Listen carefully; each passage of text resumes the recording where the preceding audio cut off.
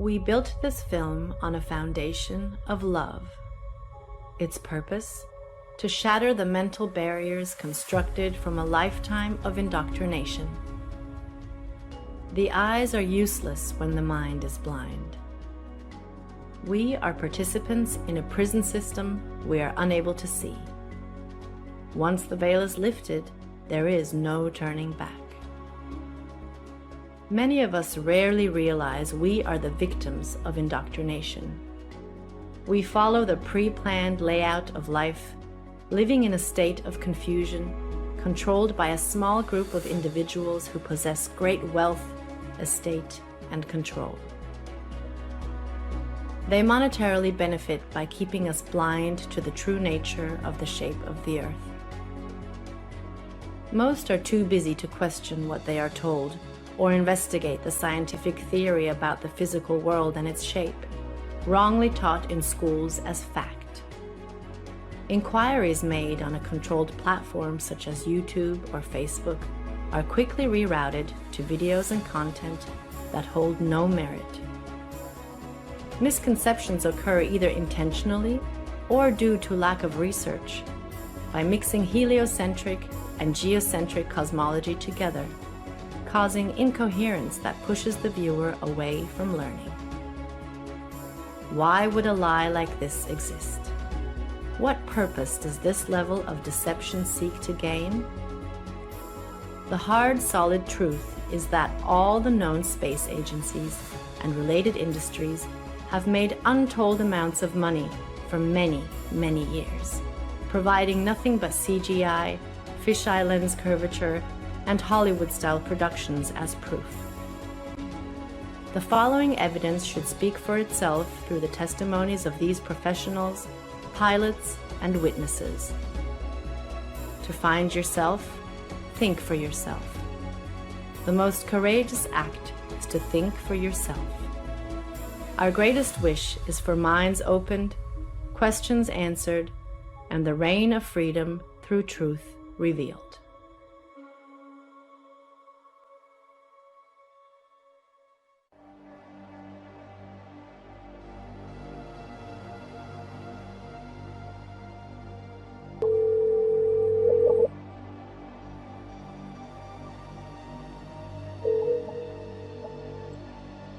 Good afternoon. Hey John, how are you? Pretty good, sir. How's everything there? Everything's good, can't complain. It's kind of windy out. Looks like it's gonna rain. But anyhow, I've been hit with these, questions regarding the flat Earth. People trying to get information out of me, and I'm not too familiar with the subject. Can you help me out? Yes, sir. Copy that. I'll give you a couple of relatively quick examples that you can also research and elaborate as well. Number one, I'm a pilot, and when I used to fly out of Long Island towards Nantucket, bottom line here is they're going to give you some type of formula for every 100 miles. They're going to give you some type of XYZ per kilometer squared. Keep it very, very simple. Every 100 miles would be approximately 1 mile. 1 mile is 5,280 feet. The actual number is 6666, which is of Luciferian origin, which really reveals who's behind all the conspiracy and cover-ups, for everything. But the bottom line here is a very simple formula is for every 100 miles, you have 5,280 feet, which is 1 mile in curvature.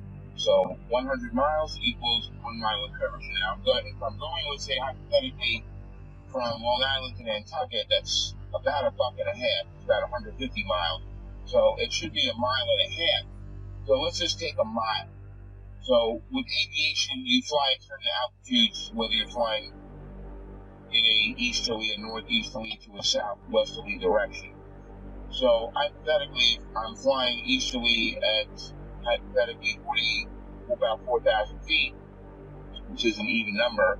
If you add 5,000 feet of curvature, that would be around 9,480 feet, which does not exist.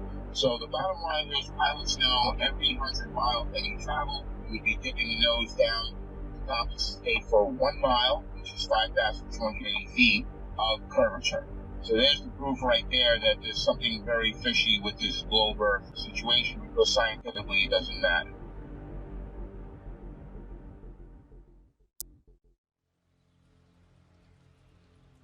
My name is Joshua Silva.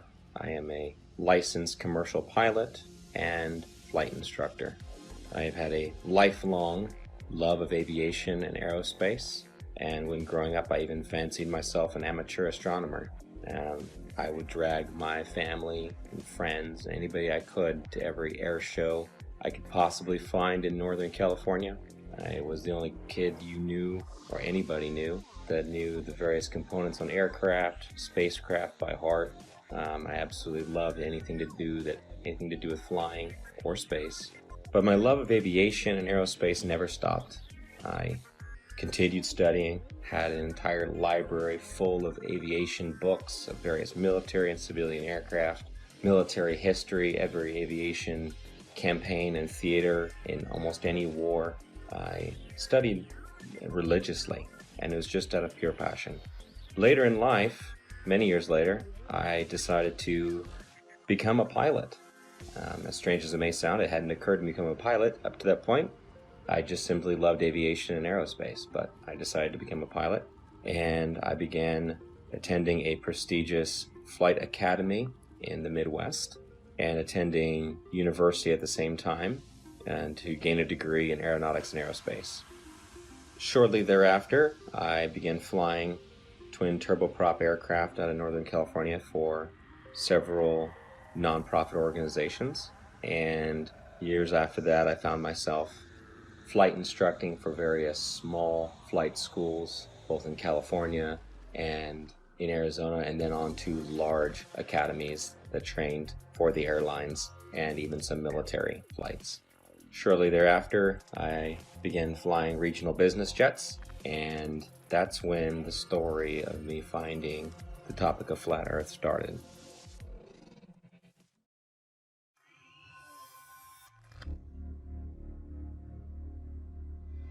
Hola, mi nombre es Héctor Requena. Soy terraplanista desde el 2016. Este tema lo descubrí accidentalmente, me agradó mucho y desde ahí lo empecé a investigar. Desde ahí me di cuenta de lo que está pasando en el mundo. Yo fui aviador, me gusta más la palabra aviador que piloto. Yo volé con mi papá desde niño, él era piloto de la Fuerza Aérea Mexicana. Un tema muy curioso que me pasó a mí fue el empezar a conocer cómo funciona el giroscopio. El giroscopio está diseñado para volar sobre un plano, sobre un terreno plano y una tierra que no se mueve. Todos estos temas me llevaron a seguir investigando. Estamos tratando de invitar a la gente a que no se cierre de mente a estos temas, ya que si no nos damos cuenta de lo que está pasando ahorita es por lo mismo, porque la gente está cerrada, se cierra a pensar fuera de la caja.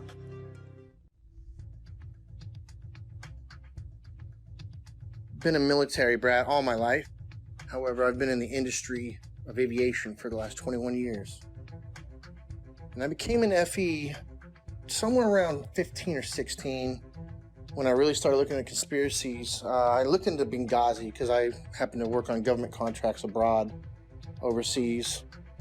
But I've been in aviation for 21 years, anything from helicopters to aerostats to big birds, little birds, fighter jets, things with engines, no engines, big blades, little blades, compressor blades, which, by the way, that one's not a hoax.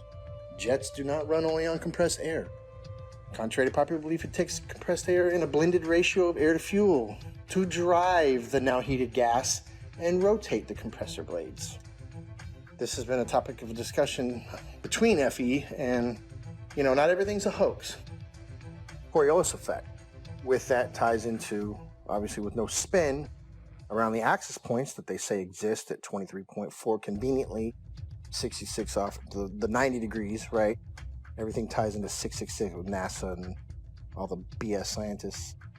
Our aircraft have things called ADIs, attitude direction indicator, which gives correlation between the aircraft housing or the shell around the gyro itself. The ADI is nothing more than a gyro that will always reference level. I don't care what any pilot says. I don't care what any mechanic tells you. You know, there's a reason that pilots have one book called a Pilot Operating Handbook, and there's every other book, right? From structures to avionics to wiring diagrams to the actual components that make up these systems. That is a standalone system. The ADI does not lie. You don't care how cold it is, how high you are, and some of these guys are pretty damn high. It doesn't matter where you're going. It doesn't matter where you've been. It doesn't matter where you are over the realm itself.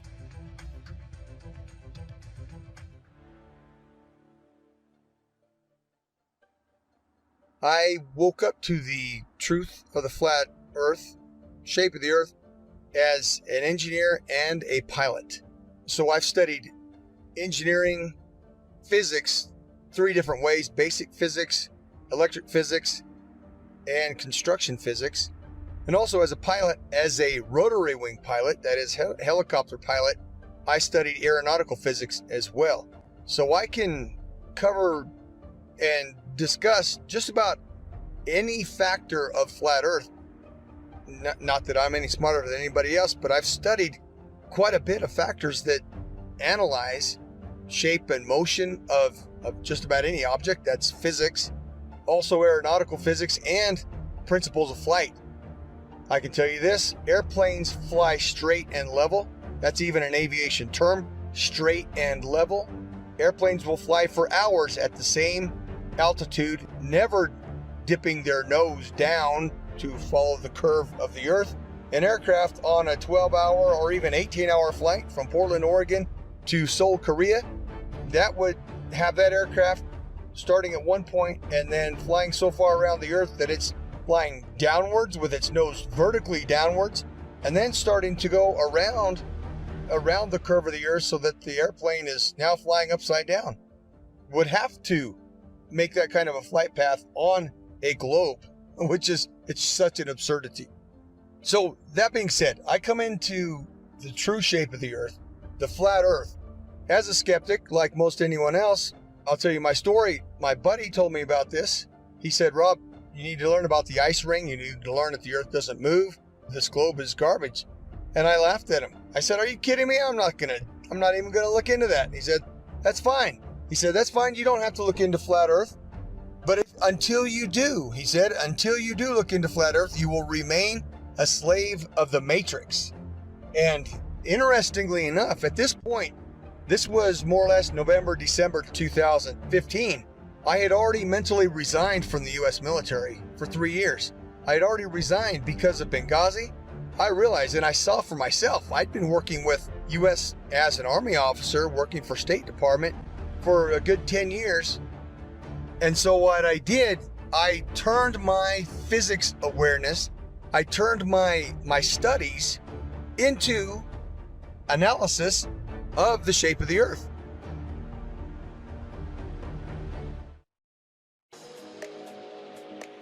I have a bachelor's degree in English and International Business and a master's degree in Emergency Management. Emergency Management is an area of study that deals with lessening the effects of a natural or man-made disaster. Areas I had to study related to emergency management were meteorology, geology, geography, hydrology, and oceanography. You have to know well how Earth works in order to prevent or lessen the consequences of a natural disaster. In 2019, I wrote the book called 16 Emergency Landings Proving Flat Earth. Not many people know that when I was younger, I worked for an international airline. I worked at the International Cargo and Logistics Division of the company at São Paulo International Airport. I had to know all international routes in order to provide our clients the precise information about import and exports, as well as the logistics of transporting cargo internationally. Our company transported from a simple parcel package to cars and helicopters to anywhere in the world. Having access to all areas of the airport in 1988, the Brazilian soccer team was about to board their flight towards Australia to take part of the bicentennial Soccer Cup in Australia. It was a tournament to celebrate Australia's 200th birthday. Two South American teams were invited to take part of this tournament, Brazil and Argentina. At that time, we had access to several maps, all based on the globe Earth model. The Brazilian squad left to Australia with natural conclusions that this charter flight was going to Australia over the Pacific Ocean, as the global model suggests, perhaps stop in Santiago, Chile, and then head to Australia. To my surprise, the flight went to Los Angeles. For several days, I could not comprehend the reason why that flight went to Los Angeles in North America to then go towards Australia in the Southern Hemisphere. This thing kept alive in the back of our mind for all these years.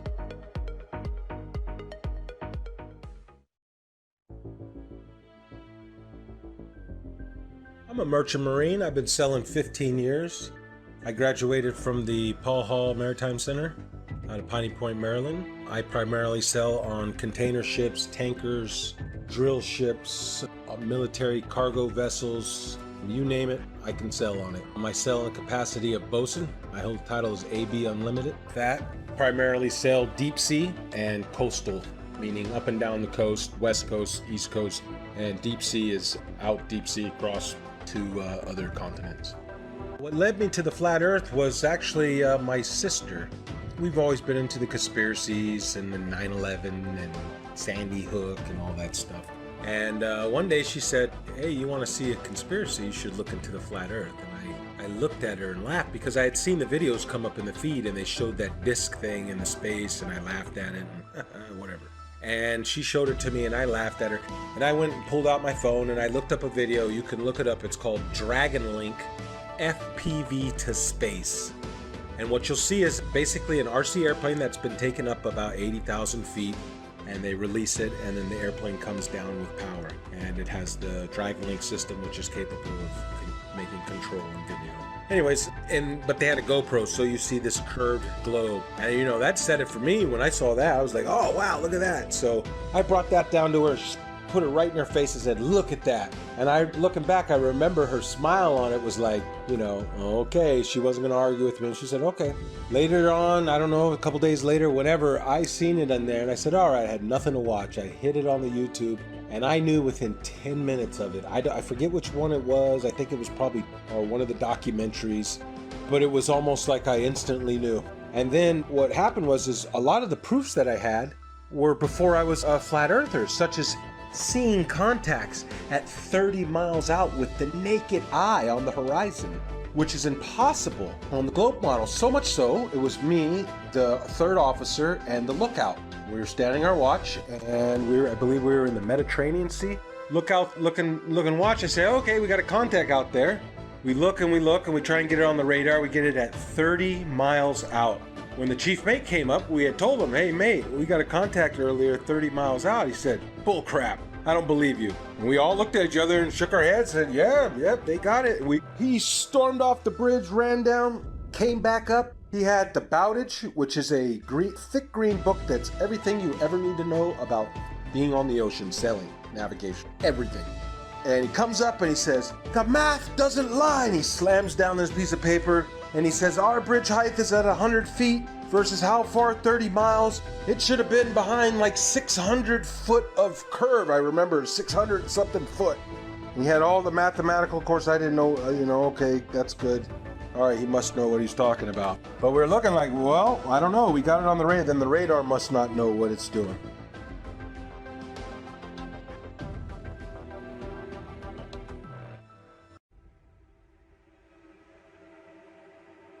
You can just call me Jay. That's what my friends call me. That's what I go by. I just go by Jay. My work experience, I joined the Navy when I was 17 years old. I had a secret security clearance. There's different levels of security clearance. There's like a lower level, then there's a secret, which is what I had, which is like a mid-level, and then there's a top secret. I did not have a top secret clearance, so there's a lot that I don't know. But I did have a secret clearance. So it's basically the mid-level security clearance for the government that I had, and I did that job for 8 years. I worked in operational intelligence specifically. The radar navigation, there's a limited scope of what we're able to see. Now, granted, this is 15 or 20 years ago. what I mean by that is, with it being 15 or 20 years ago, the technology nowadays on the new warships, I would imagine, are just off the charts advanced compared to what we had, 20 years ago in the early 2000s when I was doing deployments for the Navy. We're looking at the scope of the radar. Now, this is just going off of the actual screen that we can see. Now, there's 3 different screens. There's the basic radar screen where we have this limited scope where it only goes out like 25 miles, right? Then there's this other bigger screen, and I forgot the name of it, but it goes onto this huge projection in the Combat Information Center. Basically is where all of the information is housed. And on this huge screen, we can actually zoom out and see a significant portion of our area of responsibility. I can't say the exact number. Again, a lot of this is classified. Basically, when we zoom out onto this large projectile screen, it goes in and out, right? So the reason why we're able to zoom in and then pull back out is just for accuracy. So if we're looking at something that could just be like a buoy in the water, right? Just one of the little tiny buoys that the ships can use as kind of placements to track where they're going, that can be mistaken for an actual small watercraft. So we have to be able to differentiate between that and some of the ships that we're looking for, because some of the deployments we're on, we're out there looking for drug ships, we're looking for other types of ships, submarines, basically just to keep a track of everything. That's basically what the Navy and Coast Guard do. They want to make sure that they know what's going on in the seas, and that's kind of the way the United States Navy operates. They're basically dictating what happens in international waters.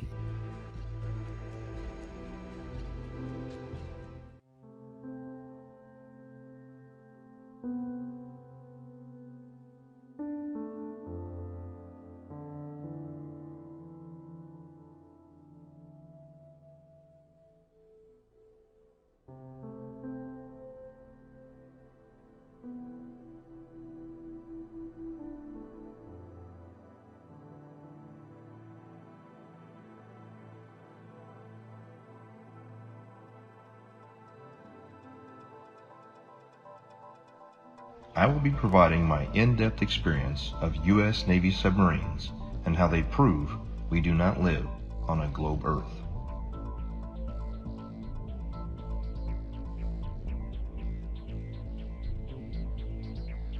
However, due to the nature of my job and the security clearance that I hold, I wish to remain anonymous.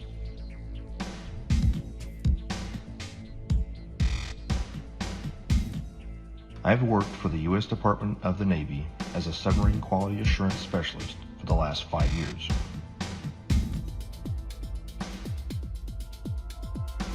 My job is to ensure that each submarine is built properly, safely, and to the engineer's plan.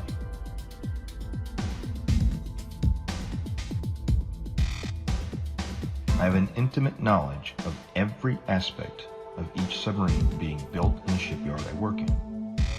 Now that you've heard a little bit of my background, let me explain how I arrived at the crazy notion that the Earth is visibly and observably flat. I have always questioned the reality around me since I was little. I never followed anything mainstream, and I was never interested in what the news had to say. As I got older, I started looking into more and more things out of my own curiosity. 9/11, school shootings. I eventually started researching the moon landing because it just never sat well with me. And it didn't take long for me to completely unravel that for the hoax that it is.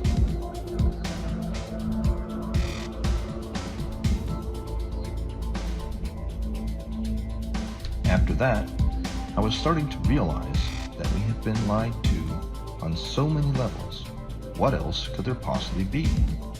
Then I saw a video about the flat Earth pop up on my YouTube recommendations.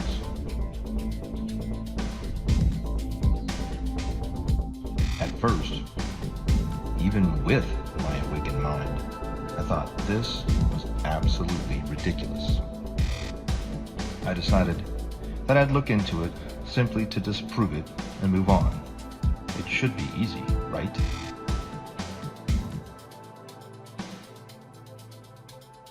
That was over 6 years ago, and I still can't disprove the flat Earth. In fact, the more I research it, the more it reveals. This leads me into my submarine experience. looking back on everything I had accomplished while on active duty with eyes to see, has only served to solidify my stance that we live on a flat and motionless plane.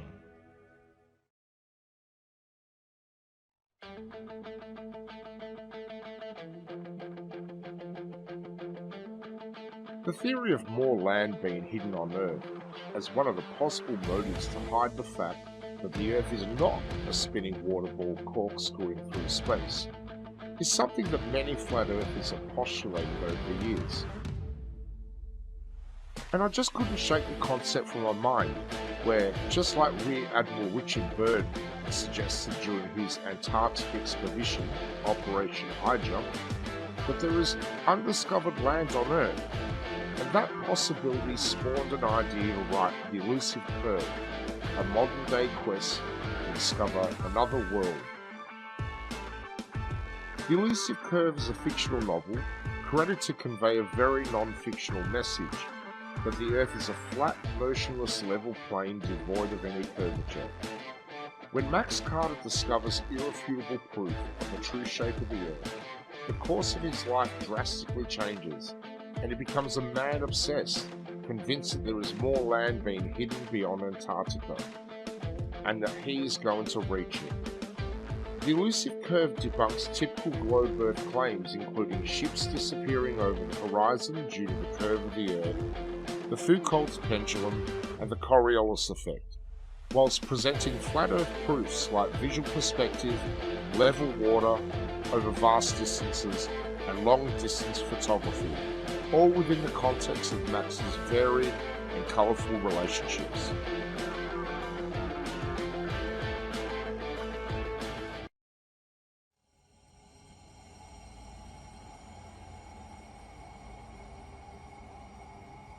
Also, there's a semi-classified naval communications device when ships are communicating ship to ship on the ocean, U.S. Navy, semi-classified laser communication NAVCOM device, which also does data as well. So if they're communicating with ships 70 miles, 100 miles or more, like I said, every 100 miles is a mile of curvature.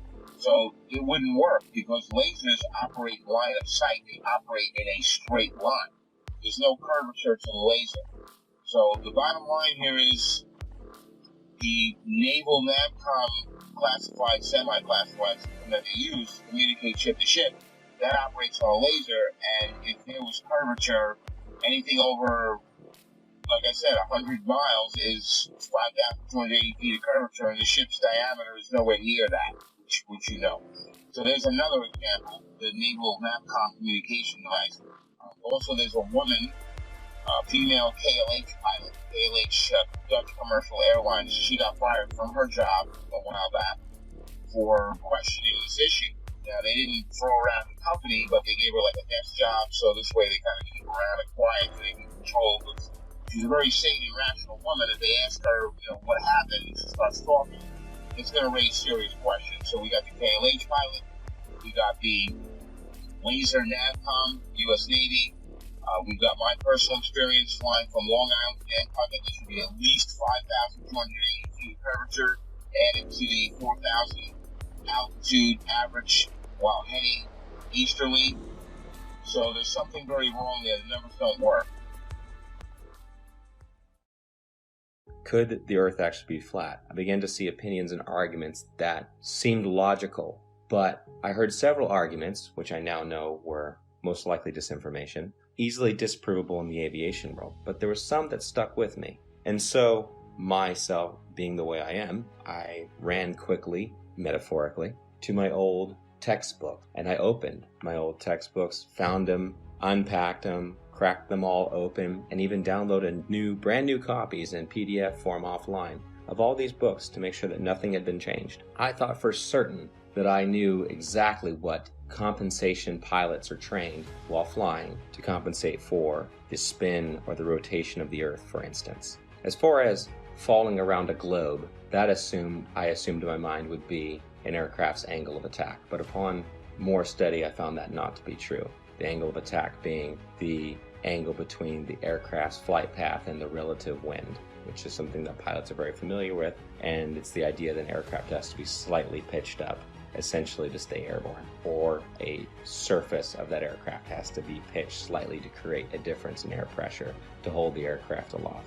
And that is assumed, or was assumed at that time by myself and other pilots, to be the compensation one would make for falling around a globe while flying, period. But upon further research, I found that this was not the case, and it was not even mentioned anywhere. This compensation was not mentioned anywhere I could find in any resource that I had gone to flight school with. And they were extensive. There were many, many books, especially as one progressed towards the commercial flying side, especially elective courses, especially if you're going to university as I was studying aerospace, that you would assume, and I had assumed, that this was calculated for. Again, as far as ADIs, in every aircraft, it references the level horizon or references sea level always. There's no way that you can convince somebody of sound mind that if you take off from New York and immediately flip upside down, now your housing or your ADI is referencing upside down to you because you're upside down. It's right side up. It cannot deviate off level. It doesn't matter how much fuel you got in your tanks.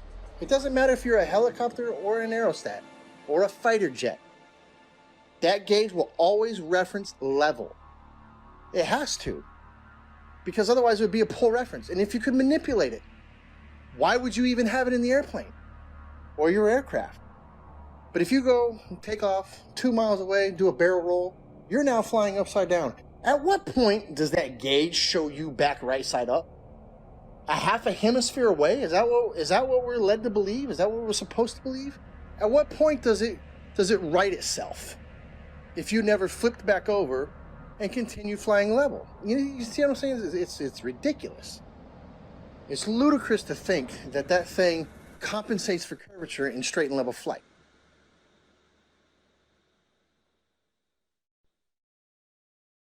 The big one that is oftentimes quoted is compensation for Coriolis effect while flying. And this is something I'd even taught my students about, and it's always assumed to be correct. We just assume. We're given the narrative from a young age, and everything is built upon that assumption, upon that theory. And so I thought I had the silver bullet. Coriolis effect. We always calculate for that. Well, as I began to look through the books and to look into the calculations given for Coriolis effect, the narrative began to fall apart even further. I began to see things I didn't notice when I was in school, such as Coriolis effect is actually never calculated for, but is assumed to be a part of wind correction angle. Wind correction angle is one of the many calculations pilots of all kinds make while flying to correct against winds in whatever volume or section of air they're flying through, which it could be from any direction, and you're flying through it, so you have to compensate a certain angle into that wind to hold a straight line. Interesting side note, I worked on aerostats for several years, and I always ask people who try to bring up gravity, well, how come my 4,000 pound, 74,000 cubic foot aerostat isn't getting pushed towards the ground? It weighs more than you do, which you believe gravity is pushing you down, right? Because these are some dense ass people. But how come the aerostat's not getting driven into the ground? It weighs more. It's definitely larger than the size of a house. It's more than size of most houses. So why isn't it getting driven to the ground? Well, that's because it's displacing less weight than the atmosphere or the medium that it's in. And I try explaining that. I don't know how many times you've probably posted something on this. I don't know how many times we're going to have to post something on this. But every time that little kid lets go of that helium balloon and starts crying. Radar is simply another form of radio transmission. Radio includes anything within the range of the electromagnetic spectrum. Electromagnetic spectrum, also known as light. Radio is the transmission of light, whether it's visible light or radio waves which are not visible. When it comes to radio transmissions, there must be a transmitter and a receiver. There can be a reflector or a transmittal unit along the way. However, in the end, there's got to be at least transmitter and a receiver. And in the case of radar, radar transmits a signal and it bounces off a reflector, and then it comes back to the receiving station. Or it can go to other stations if they're set up in the network properly. Long story short, radar emits a signal, it bounces off something, and then it returns to a receiving unit, and the receiving unit maps that reflection accordingly. If there is no reflector, then there's no return signal, and then the object does not show up on the radar. For example, it's off the screen. Notice, there's no curving around anything. It goes out in a straight line. Radio signals always travel in a straight line. So the transmitter sends the signal out to the target, bounces off, and it comes back in a straight line. Radar cannot travel over the curve, and hence, radar is dependent on line of sight, direct beam from the transmission to the target. It reflects and it comes straight back. There is no curving around anything, thus is radar.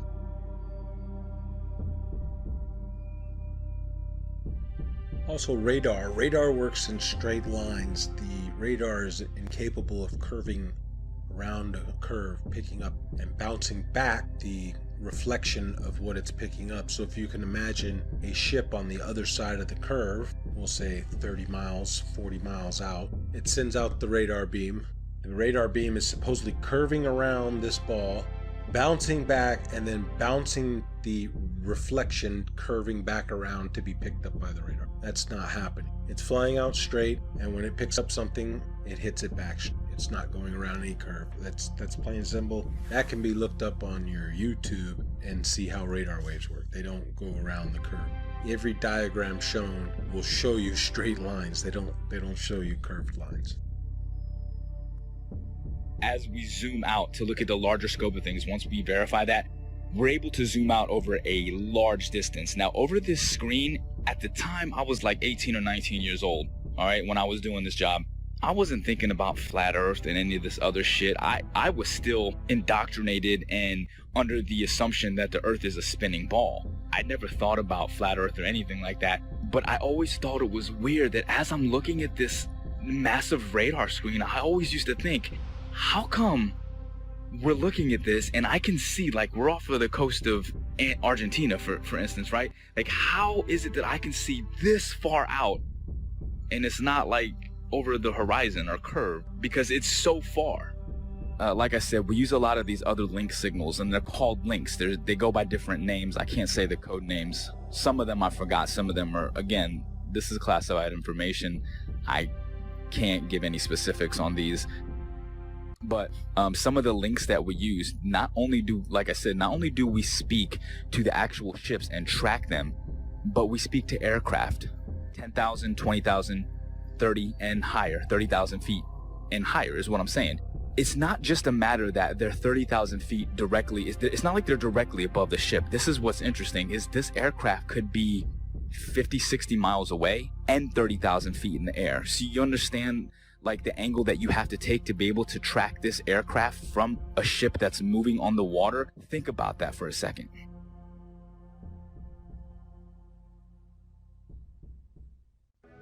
I served on board of a United States 688I fast attack nuclear submarine, and I can personally attest that we never constantly angled down during our submarine deployments. One of our longest transits went from the Gulf of Oman around the southern tip of Africa and back to Connecticut. We were underwater for almost 3 months straight. My job on board as a radioman meant that I spent a lot of time both in the radio room and in the control room. The control room is where they navigate and drive the submarine.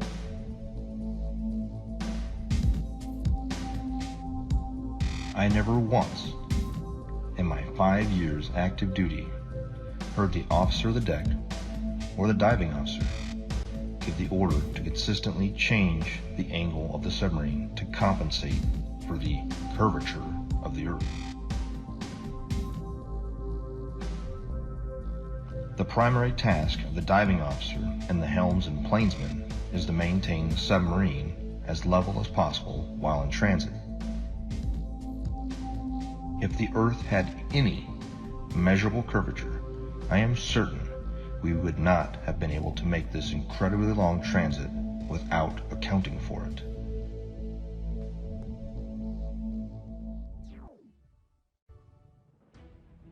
And then the big one is given after that. Well, GPS auto corrects for it. And that sent me down yet another path. GPS auto corrects for it. If it's a satellite-based system, how is it correcting for spin if it's also spinning over the same body? And why are there large gaps in GPS coverage over large oceanic bodies? Do they just turn them off? It's just not worthwhile? There have been enough aviation accidents at sea, very far from shore, that would say otherwise. And if you gave the American taxpayers, the ones funding these satellites that are supposed to track aircraft, the information that, well, we're just shutting them off because it's not worthwhile, those 3 or 4 jets full of hundreds of passengers just have to use other navigation methods such as dead reckoning, which is basically using a stopwatch and guessing to the next checkpoint, essentially. If you were to tell them that, they would be infuriated. So that could not be the case. Coverage was a problem. Even over large and non-densely populated areas, you would lose GPS coverage, even in jets at times. So this began to unravel the thread of satellites and satellite timing, and the fact that many reels of footage show these satellites being launched by balloon rather than by rockets. How the concept of these rockets doesn't even work to make it past the atmosphere, much less leave something in perfect geosynchronous orbit. I actually had the privilege of working a short time at a satellite manufacturing company in Northern California. Got to see the assembly and participate in the assembly of satellites, space-based satellites, or so they were said. There would be small bottles encased in these structures that were encased by another structure. The small bottles were the fuel cells. These fuel cells were incredibly small, smaller than a diver's tank in most cases, much smaller. And this was supposed to be all the fuel that the craft needed to run and operate, as most are not actually electric, they're becoming electric now, and sustain itself in a perfect orbit by just small bursts from its engine or its propulsion system.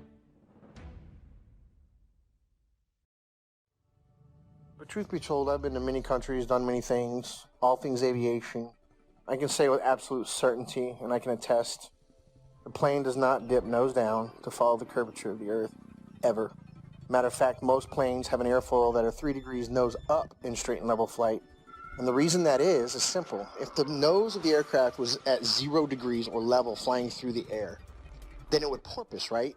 It would be quite violent because some of the air would go over the nose and some of the air would go under the nose. And it would cause that nose to go up and down, which is literally like a porpoise or a dolphin out of water. And that's exactly what would happen. So the wings are designed, when they are level, the nose is 3 degrees nose up. The fact, proven from multiple points, that there is no Coriolis to the motion of the Earth. And I'm speaking from a pilot's perspective, also an engineer's perspective, because I obtained a degree as an engineer before I went to flight school. So I'm both a pilot and engineer at once. So, number one, there is no rotation of the Earth, proven by the fact that a helicopter pilot can hover the aircraft indefinitely, motionless, above a single point of the Earth. If the Earth were spinning, as soon as that aircraft left the ground, the Earth would spin out from under it. Now, somebody may say that the air of the atmosphere rotates along with the Earth, which is one of the most absurd concepts imaginable, because if that were the case, then all wind would travel with the Earth. There would be no alternating wind currents when we know that the jet streams fly overhead, clouds move in multiple directions overhead, and a kite flying over the stationary Earth. The fact that a kite flies because of wind passing through, that proves that the Earth does not. That proves that the air does not move in unison with the Earth. Number two, airstrips do not rotate away from a landing aircraft. Anybody who's seen a pilot's view when an aircraft lands, well, the aircraft lands to a motionless airstrip. If the Earth were rotating, the pilot would have to turn to the angle at which the airstrip is rotating away and land at the speed of the airstrip, which is absurd, simply absurd. Airstrips do not rotate away from the aircraft, and on an east to west landing strip, if the aircraft is landing to the west, the airstrips do not land moving towards the airplane. That's insanity. Okay, simply stated. If the Earth was a spinning ball, it is virtually impossible for a ship to be moving at 25 to 30 knots on this curved spinning ball while tracking an aircraft that's probably going 300 miles per hour, 50 to 100 miles away. Really, I mean, these like P3 aircrafts were pretty far and 20,000 feet in the air. It's just virtually impossible. It doesn't make sense. Again, at the time, I wasn't thinking like this, but looking back on the information that I had, I'm like, yeah, there's no way. There's no way that that was done on a curved Earth. Literally, the only way that could work is if we are on a flat, stationary plane. We're cruising along. The boat is cruising along in the water. Like, think about it in terms of like a large, like, you know, like those backyard swimming pools. Picture the swimming pool filled up, right? And then your ship, you put a little boat on the swimming pool, and then, you know, you put like a little fake aircraft in the air. Now, from that ship, you're able to see the aircraft. It doesn't matter where you are in that pool, you can track that aircraft. If you're on a spinning ball curve, how the hell can you track an aircraft that could be in a position that's 100 to 200 miles away from you, 30,000 feet in the air from a different angle that's around a curve? It's impossible. There's no way that you could, there's no radio frequency that could track that. I'd like to point out that I see now that I didn't see before is that you have a magnetic compass and you have a gyro on any ship. And I'm not talking about your little crabberman show fishing boat, what are the deadliest cat? I'm talking about a real deep sea going unlimited tonnage boat's going to have a gyro. And it is a big, huge box that sits usually behind the bridge or in the chart room. It's a big box and it's basically the gyro compass.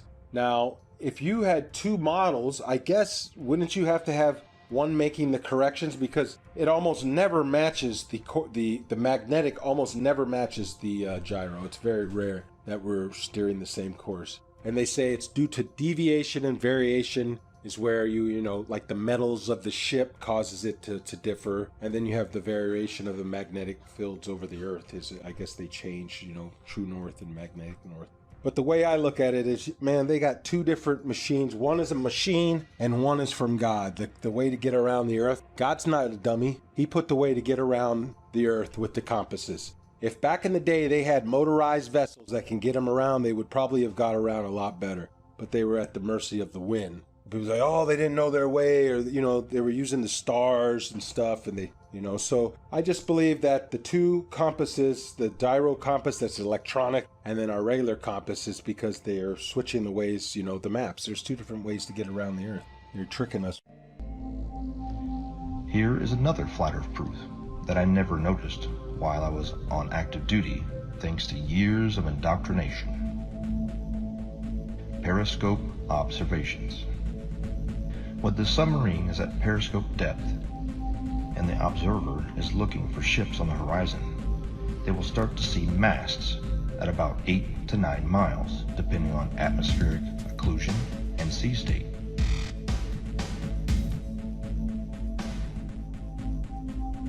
The hull of the ships won't be visible until about 5 miles, depending on atmospheric occlusion and sea state. At 9 miles away, the target should be 26 feet behind the curve, but this isn't what's observed.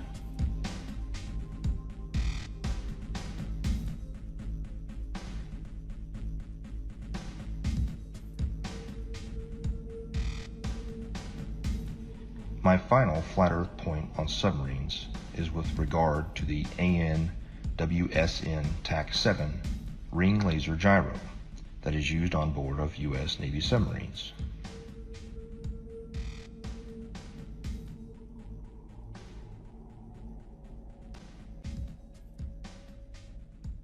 A typical gyroscope, like the ones used on board of an aircraft, is a device used for measuring or maintaining orientation and angular velocity.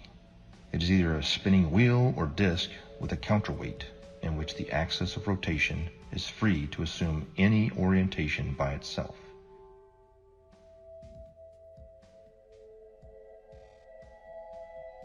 When rotating, the orientation of this axis is unaffected by tilting or rotation of the mounting, according to the conservation of angular momentum.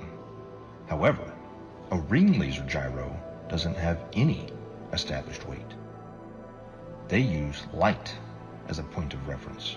It spins up a disk that shoots out lasers, and it has a digital encoder that deciphers where the laser strikes inside of the gimbal system. No make-believe gravity required. Let's just say we're like 30 miles away. These missiles can shoot much further than that. I can't give you the exact number, but say we're 30 miles away, okay? 30 miles is far. So from our ship, we can track on our little, we have like a missile projectile. It's like a radar, but it's a little bit different. It's specifically designed to track the missiles. You actually input the coordinates, latitude and longitude of where you want the missile to strike. Really, really high precision accuracy. I mean, really accurate. We hit that launch and the missile, and it will hit that target 30 miles away, even longer than that. Now, here's the thing. Again, that's not possible on a curved Earth. These missiles are huge, 50 caliber projectiles that are carrying massive amounts of explosives in them, okay? Each one of these missiles are probably worth hundreds of thousands of dollars. So whenever you're lining up these missiles to shoot at targets that are 30 plus miles away, if the Earth is spinning, again, now think about this. We're not sitting like on land holding a gun, all right? So picture this. We're on a ship, like actually in the middle of the water, okay? And the missile is shooting off of the bow of the ship.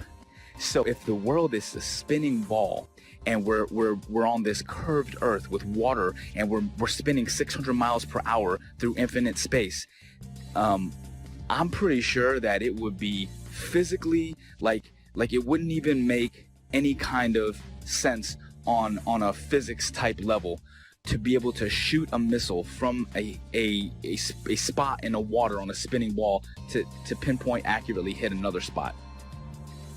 And at night, we were going on one ship, on a military ship, and this is with night vision goggles, 50 miles, and these guys were on the bow. They were not even on the bridge where you'd be 100 foot up. They were on the bow, which is barely probably 40 feet off the water's edge. So these guys, and they have the latest state-of-the-art. This was in 2015. 2015, they had state-of-the-art, what do they call them, night vision goggles. So these things are capable of seeing that far if we live on a plane. You can't deny it. It was so obvious, but not to everyone else. I guess the programming's harder than other people, so they don't want to hear it. But over the years, I have learned the model. I know the model like the back of my hand. I can show proofs. I have ammo now. So when I go out there and I tell somebody, hey, that's impossible, and I'm talking to a third mate or a second mate who's an officer who went to college, meaning they paid for their education. Because when you pay for your education and you're making a handsome salary on it, you can't be wrong. How could I be wrong? I'm making a salary, they're paying me, I paid for this career, everything's working great in my life. You are obviously wrong. All the math works. So with that, it's hard. But when you stump them and you start showing them stuff, it's hard for them to say. And then they start saying stuff like, oh, well, what does it matter anyways? I don't care. And there is the 8 inches per mile squared. But you guys can't look at it three-dimensionally. It is two-dimensional. It is the amount of deviation that's required for you to come back inward. If you are walking east from north, meaning you are going around north equidistantly, and you walked in a straight line east 1 mile, you're going to have to deviate 8 inches back to the left to get back on the equator, right? Look at it on the flat earth map, and clearly it makes sense. If you walked 1 mile in a straight line east, you have to deviate 8 inches after each mile to stay on the equator. The 8 inches per mile squared is a real measurement, if in fact we consider the equator to be a real place, a real location, ever, always.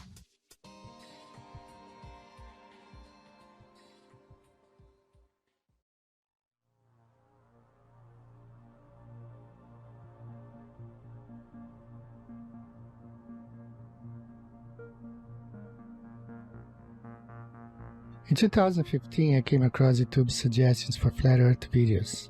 My first reaction was to laugh off. After seeing flat earth videos in one of my favorite channels, I decided to watch one. When I came across a flat earth map which I had never seen before, it immediately sparked me to look at that flight route Rio-Los Angeles, Sydney.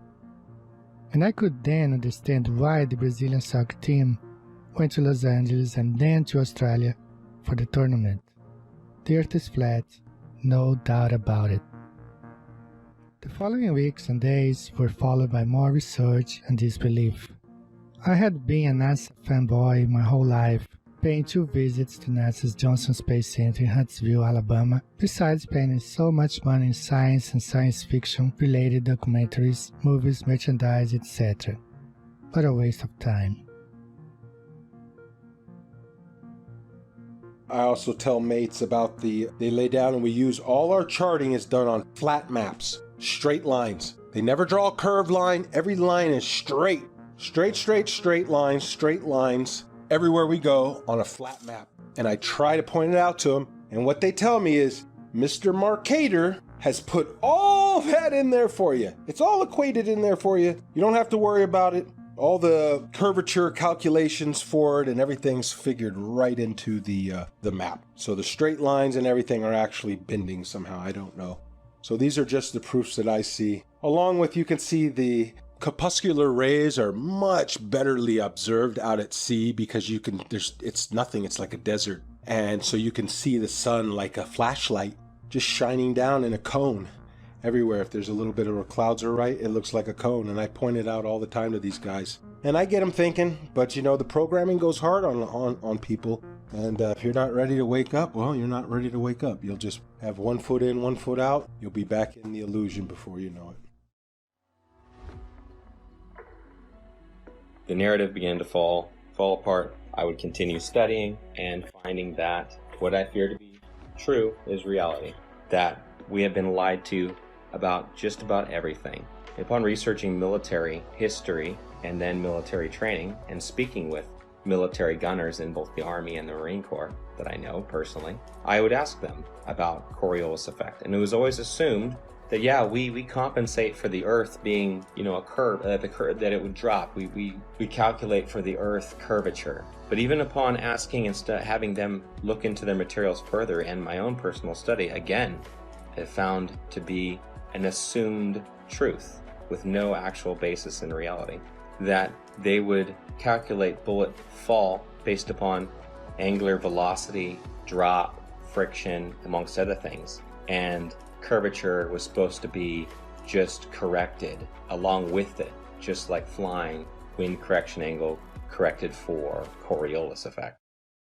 I've done many of them personally. I've flown more than 1,070 hours in both helicopters and airplanes, and I will tell you factually that aircraft meet their checkpoints, they take off, they meet their checkpoints, and they land exactly as planned on a flat stationary map. No pilot, I say again, no pilot has ever accommodated for the rotation of the Earth when planning flights and takeoff to checkpoints along the way, and then landing. Pilots can plan so well that they can take off and land hundreds of miles away down to within 30 seconds of their planning because the Earth simply does not rotate. A waypoint would be like this. Like, let's say we're out in the middle of the water and we want to hit a target that's like directly to our west, 15 miles away. But that target is able to track our missile coming at them. We don't want that target to know where the missile's coming from, so we can put in waypoint. And a waypoint would be like putting a point out like 20 miles east, and then another point like 15 miles north, and then another point like 10 miles south of that, and then put in our target. You see what I'm saying? So the missile doesn't go directly from the ship to the target. The missile will actually fly to the latitude and longitude of the waypoints that are put in, and then it will curve from there, and it will hit all the waypoints and then attack the target. How is that possible on a spinning Earth? If the Earth is moving at 600 something miles per hour or whatever they say it is, there's no way that missile could stay. There's no way that missile would be able to keep track. Do you understand what I'm saying? At least that's how I'm looking at it. It may be a little bit harder to visualize if you actually weren't seeing it the way that I would see it, or there, or understanding and putting in the coordinates or seeing how this actually worked out. But I'm telling you, like, from my perspective, that is one of the things that makes it virtually impossible to accept the globe as this, well, It's a fake lie. It's a theory. It's garbage is what it is. So y'all think the Earth is a ball. Y'all think it's spinning through outer space. And I said, believe in blue green aliens. Well, actually, the Earth is flat. Here I'll give you facts, all the math, science, and all that whatever you need to believe. Come on, can't you see that a submarine couldn't use a periscope, nor a plane use a gyroscope? But Huey doesn't adjust for the Coriolis or sniper looking down the scope. This is all hard to take in and hard to cope, but I hope that I've given enough rope to explore the rabbit hole that our Earth is not a ball and it's not spinning through outer space. If someone wants to prove me wrong, please give me a name and we can debate it all day, anytime, and with real tests, measurements, and evidence. Stop lying to the world's nations. We have real science to back our observations. Don't believe in the indoctrination of the people, cause they don't want you to believe that the Earth is level. Don't believe in the indoctrination of the people, cause they don't want you to believe that the Earth is level. Dig deeper, be a rebel, then dig deeper than a shovel. Keep your mind level and flatten the curve and lighten the herd. Give the truth what it deserves. Tell about what we actually observe, like a boat going out of sight. If you get your zoom and focus right, it'll come back into light. Just use a laser beam and you will see that water never bends but always finds a flat resting position. 71% water can't make up a ball or a pair. So let me make this clear and get it into your ear. You're in great fear of stepping out of the box. They're keeping food stamps in our socks. They are the slyest of the fox in a controlled illusion of evolution. As nothing made everything and no proof of creation in this pseudoscience indoctrination. No meaningful salvation, but let's believe in gravity with no proof of how it picks and chooses what can rise and what can fall on this crazy thing we call a spinning ball. Don't believe the indoctrination of the people. They don't want you to believe the Earth is level. Don't believe the indoctrination of the people. They don't want you to believe the Earth is level. Let me give you something else to measure. Don't worry, it's my pleasure. If you want a vacuum or pressure, you must have a container, and that's a no-brainer. But since we believe the universe is on a roller coaster ride, even when Polaris is in the same place every night and has been for thousands of years, has the heavens work like gears, telling us time and the years like a big machine. The heliocentric model is just a drink backed by money and based on influence theories, never providing hard evidence except for CGI and camera trickery of my natural senses in our school systems. But flat Earth brings meaning to our existence like a period at the end of a sentence.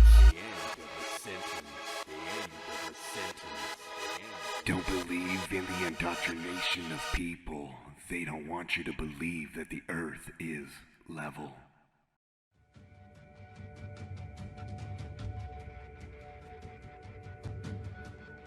When it comes to a deception this big, it's hard to dismiss.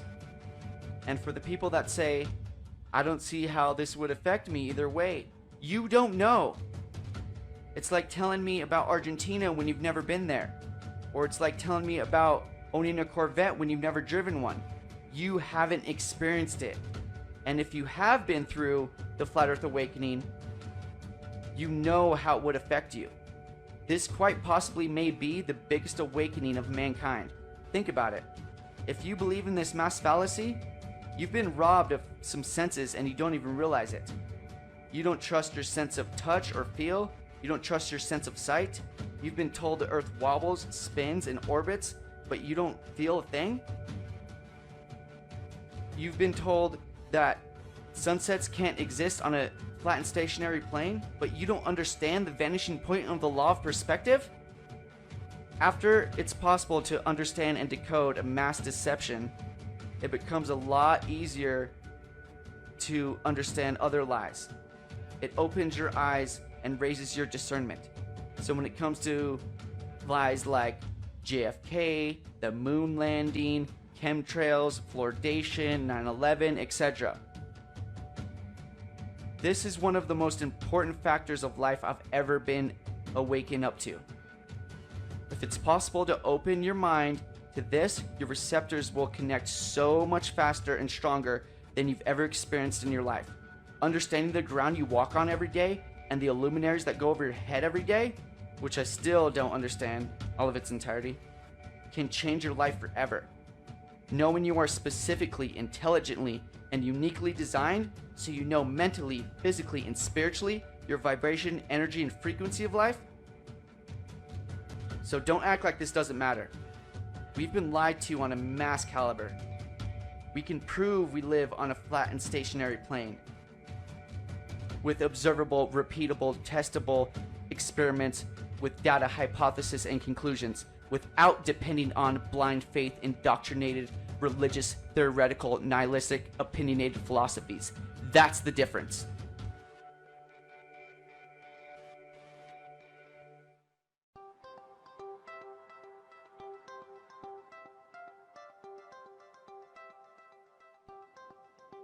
Is it possible that almost everything that we were taught from the time of our innocent adolescent time as children to the completion of our chosen path of studies in college was not only incorrect, but was part of an educational doctrine of spiritual disconnectedness from what truth is and what our reality in the world that we occupy today? What if I told you that this is but a small capsule in a puzzle that was well planned and engineered by a world control system to propagate a catalog of theoretical studies and sciences that in some cases have never been proven to this very day, nor will it ever be proven, ascertained as fact. Humanity appears to have been hoodwinked into a dumber state of who we are, where did we come from, and are we unique in God's creation concerning a geocentric world, or are we in a heliocentric world based on theoretical studies by a Jesuit astronomer named Nicholas Copernicus? He suggested this in 1543. His works were not released until after he died because he himself didn't believe in the spin ball theory either that is taught still today at the highest levels of education.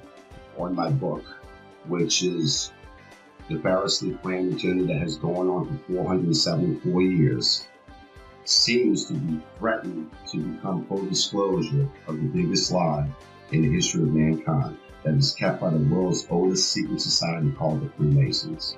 The very uniqueness of humankind was spelled out correctly by our Creator that the earth was the center of the universe, and that He created the sun and the moon as well as the stars and the constellations that revolve around the earth, with Polaris being the north magnetic pole fixed star. How could space possibly exist when you and I have never been in our entire lives seen a real photo of what our own world looks like?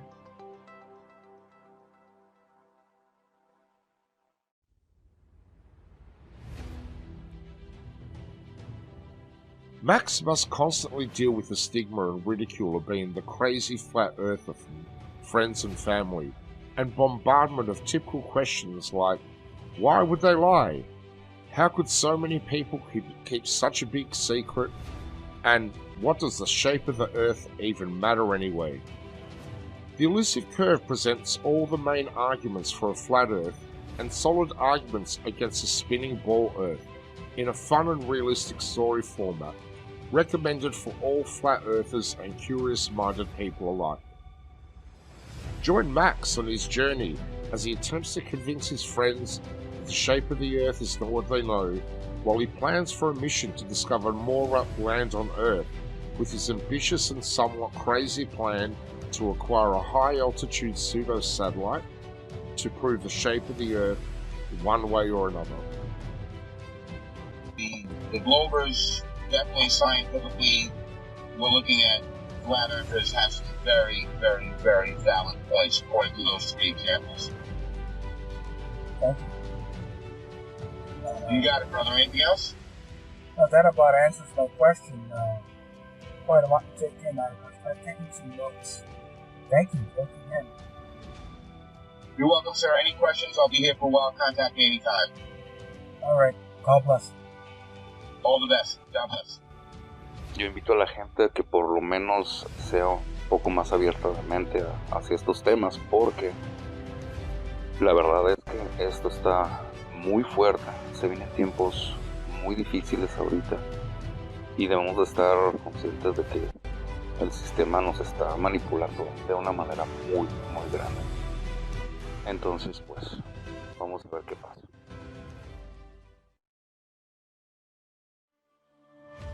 So that began my journey down the flat earth. And since that point, I've only found more and more voices, more and more educated people, educators, professionals who are beginning to shed light on this subject in ways that I can only begin to imagine. But I'll never forget the day that I realized my plane wasn't falling around a globe, that I could look out the cockpit window, 185 degrees plus field of vision at 40,000 feet, and not see one iota of drop, but nothing but a flat, beautiful, motionless plane.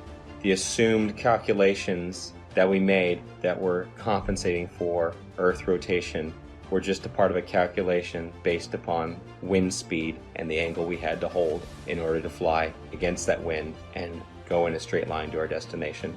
It's one of the most freeing truths I've ever experienced, because in some small way, the idea that these other conspiracy theories and things we've been lied to about are true. But this biggest one is the biggest truth of all. We've been lied to about everything. It means we can start over. We can start again. At this time, at this point in our history, we are uniquely positioned to make that change. And if I can make one statement to the people out there, it's simply this. That's it. That it's level. You cannot fall off the edge of an in-ground pool. It is level. Where you put your feet in the water in France, it's the same height that you're going to put your feet in New Jersey and Brazil. Do some research. This is not the only thing out there that needs to be researched, unlearned and relearned. The Department of Education, founded by Rockefeller in 1908, did a good job of proving that the mode of ignorance that he calls his education board, you are the proof it's working. The mode of ignorance widens every day. It gets bigger and bigger every day because people keep believing what they spit out. Unlearn. Thinking outside the box. The box is the cap that you got at graduation. So understand that for the first 18 years of your life, you didn't learn the truth about anything. You were simply told, and you got a reward for repeating it. Now it's time to think for yourself. It's time to do research and do your own testing. Be your own white coat. Knowing the earth is flat has placed me in sync with our Creator, His creation, our hidden past, and with the future we hope to build. A future where we should not have an organization called United Nations governing the world. When there is no globe, there should be no globalization. This is my message to all of you. Peace.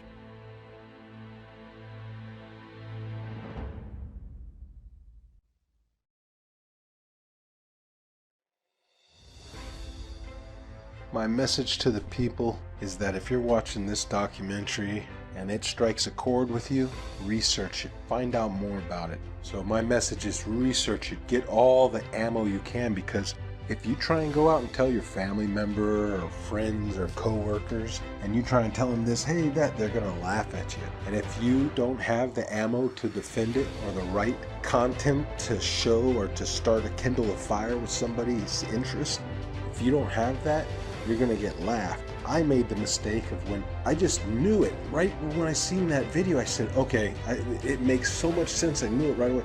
I went and tried to tell everybody before I knew. I just blurted out little proofs. Airplanes don't dip their nose, the water lies, and they'd hit me with some of that science stuff, that pseudoscience, and I couldn't defend it, and I would look like a fool. And then when I had the knowledge, it's harder to defend it because they've already don't take me serious. But now I've gained such a knowledge on it and such what you would call ammo that I can defend it in a way that you're going to get one of these reactions. well, what does it matter if it's round or flat? My life doesn't change, doesn't matter, either way. That's how you know that you're striking a chord. Their ego doesn't have anywhere else to go. So from there you can work on them. But like I said, learn the model, learn to defend the flat earth model before you tell your coworkers, loved ones, or anybody, for that matter that you don't know, because people you think that you know well are going to look at you like you're crazy. And unfortunately, that's due to the programming, and everybody believes one thing, so how dare you believe another? You got to fall in line.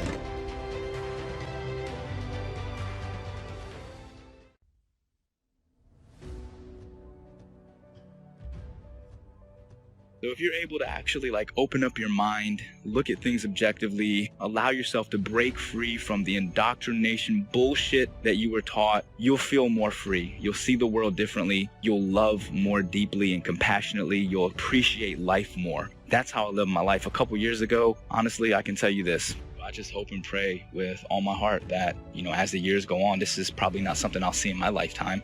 But, as my children grow older and my children's children, as the generations go on, the truth will start to emerge.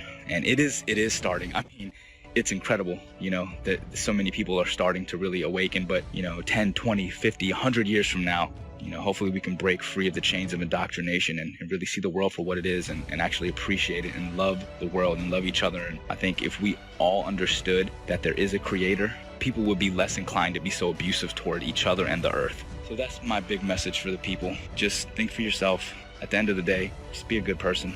Don't be so quick to just believe something and stand by that belief just because it was taught to you at a young age. Question it. Make sure it makes sense.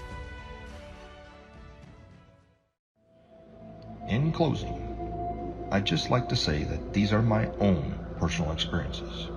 I never ask anyone to simply just believe everything I'm saying. In fact, please don't. That's how we've gotten into this whole mess to begin with, by blindly following others who say they've already done the research for you. You allow deceptions to occur. Please do your own research and test all things.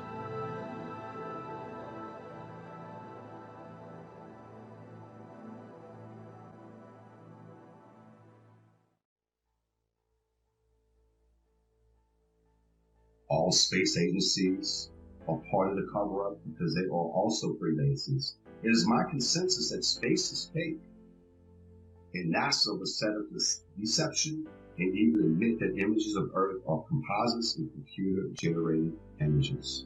Since 1958, NASA has literally force-fed us to and continue their trickery, sorcery, wizardry, and being only God of oneself, yet cannot get high enough altitude to provide humanity with one single photo of what the very shape of our world is. I believe strongly in the very senses that God gave all of us. And instinctively, our senses are 99% correct. And my book will help those awakening sheep remove the dark shades from this massive deception. And for those who are unwilling or unable to think past their noses, then those sheep will remain asleep. My book is part of the Great Awakening from pseudoscience that has put man living in a Newtonian world of Einstein physics, ruled by Frankenstein logic. Game is over. Consciousness shift of stupidity because of poisonous indoctrination to separate your soul and reality from truth. The knowledge of hold tight, folks. A real awakening is happening all over the world.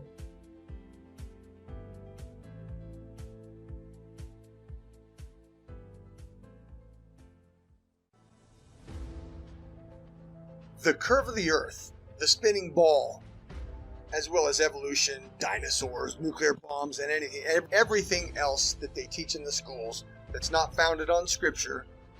Number one, it's mathematical, geometric, geospatial, geophysical, and in all other respects, The spinning ball Earth is a scientific absurdity, provable by observation and measurement and repeatable science experiments.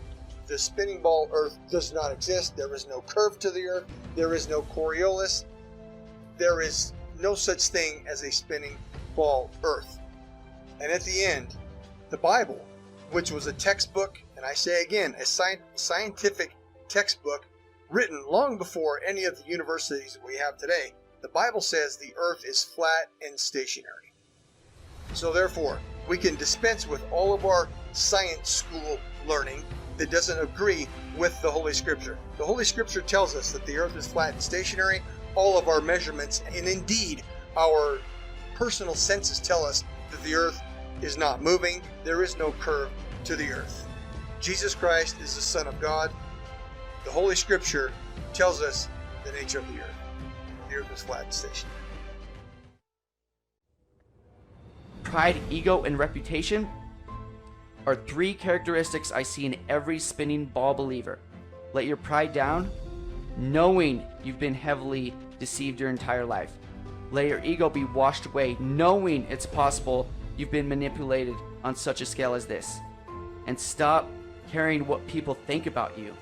I'm not saying be as external and abrasive as some of us. Just realize that yes, we are human and we can be programmed to think certain ways, but also know we can be unplugged and become critical thinkers, observers, and researchers without being told what and how to think. From an education system that runs kindergarten curriculum all the way up to Harvard, that was bought over by the Rockefellers a long time ago. This is our time, not theirs. It's time to stand up and start acting instead of relaxing and being told how and what to think. From mainstream outlets that are owned by the Bilderberg Foundation, the Triangular Commissions, and the Council of Foreign Relations. Think for yourself and stop falling victim of popular public opinion that are owned by these anti-God secret societies. In my in particular gifted opinion, the most precious gift God gave us is free will, but it's up to us to choose what's right and what's wrong, what's light and what's dark, what's positive and what's negative, what's yin and yang, what's in motion and stationary, what's flat and what's round, what's good and what's bad. We can't tell you what to do. I can lead you to knowledge, but I can't make you think. It's your choice to take the blue pill and go back to sleep, or to take the red pill and stay awake the rest of your life, knowing you are chosen. Because many are called, but few are chosen. And I promise you, once you go flat, you do not go back.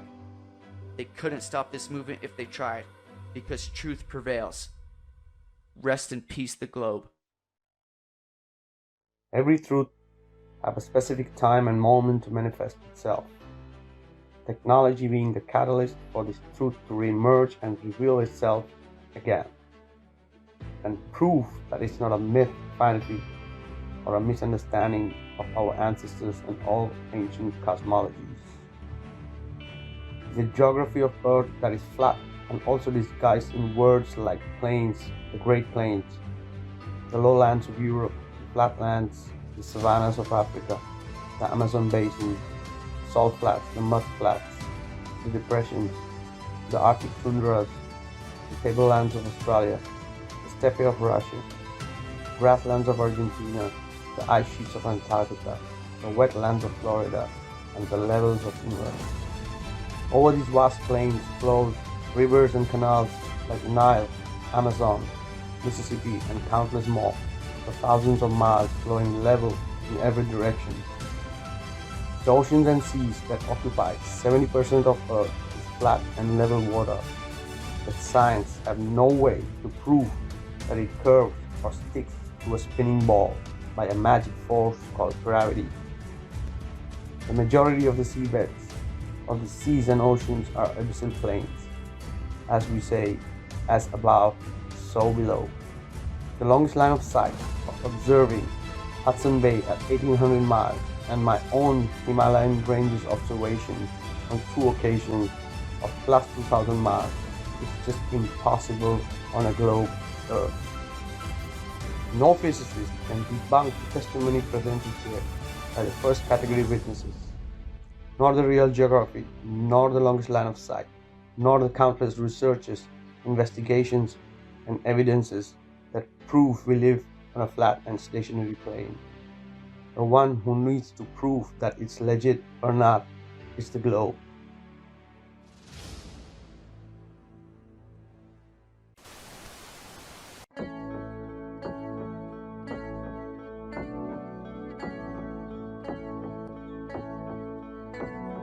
Wonderful, magical, celestial light, fantastical, mystical, wonderful sight.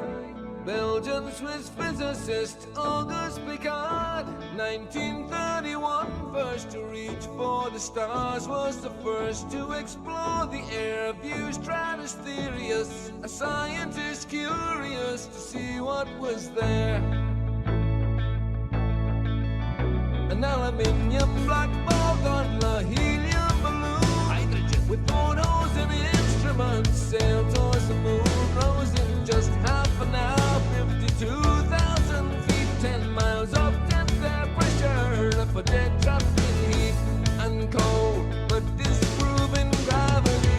Wonderful, mystical, beautiful sight, flat line separation of black from blue light, a world run by deceivers, false make-believers, hiding in shadows, stealing our light.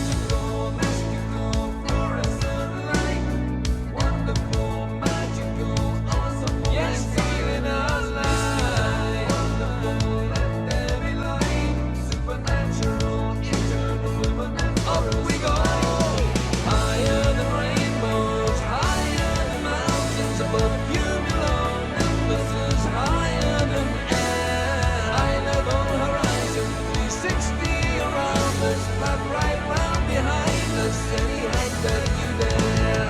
The sun and the moon both revolve above around us, to forever short time pass intelligently there.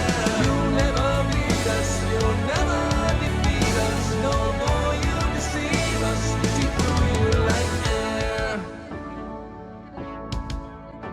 Kipper and Piccard were the first ever known to reach up there. Divine, luminescent light, mystical, wonderful, celestial light. So what was their eternal testimony? What did they report back to humanity? Said it seemed like a flat disk far as eyes can see, with an upturned edge fading into infinity. A mystical, ethereal, celestial sight, a divine creation, a clockwork of light, designed hid by deceivers and false make-believers, still cowering in shadows, still fearing our light. Here we go, higher than Everest, higher than airplanes, above zero cumulus, higher than air, a level horizon, 360 around us, no motion beneath us, no spinning, no stars on the firmament, turning all around us, to forever short time past geometrically there. You'll never beat us, you'll never defeat us, forever beneath us, we see through you like air. Mystics on a luminous light, fantastical, magical, bright, we see through you like air. Magical angels of light, beautiful, wonderful, celestial light. The first to see truth when they reach for the stars, explorers and physicists, Kipper and Piccard.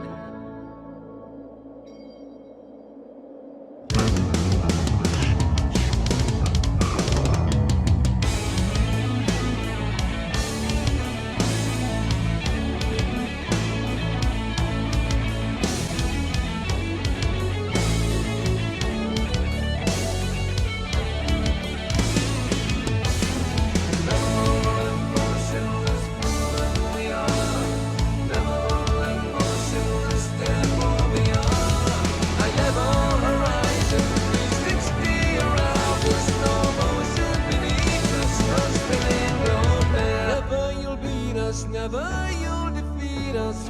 forever beneath us. We see through you like air.